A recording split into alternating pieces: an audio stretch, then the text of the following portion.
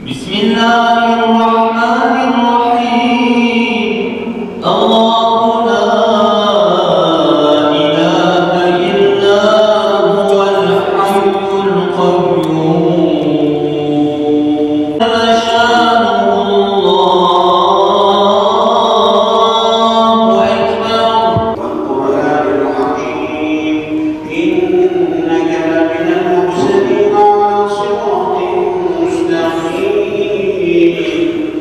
تنزيل العزيز الرحيم لتنذر قوما ما أنذر آباؤهم فهم غافلون.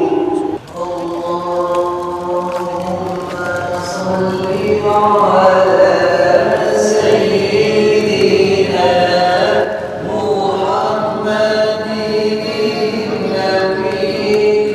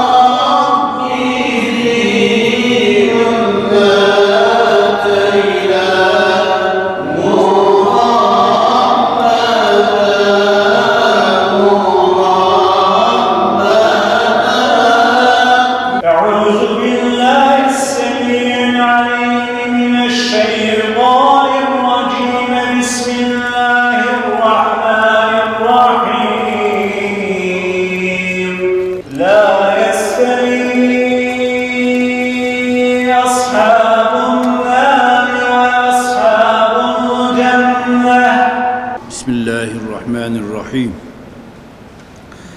Elhamdülillahi Rabbil alemin. Vessalatu vesselamu ala Resulina Muhammedin ve ala alihi ve ashabihi ecmain.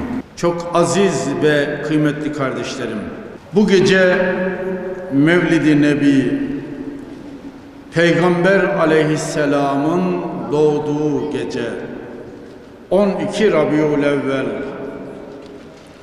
Mevlid-i Nebi gecemiz hayırlara vesile olsun inşallah. Mevlid kandiliniz mübarek olsun. Arkadaşlarım dediği, gözlerimin nuru olarak Peygamber aleyhisselamın vasıflandırdığı sevgili çocuklar, Mevlid kandiliniz mübarek olsun. Onu Yüce Rabbimiz bir ayetinde alemlere rahmet olarak gönderdiğini bize bildirir. Bir bölgeye, bir coğrafyaya, bir insan topluluğuna değil, bütün alemlere rahmet olarak gönderilen Hazreti Muhammed Aleyhisselam'a karşı bu gece bizim 3 şeye dikkat etmemiz ve o yüce peygamberi bu manada idrak edip anlamamız gerekiyor.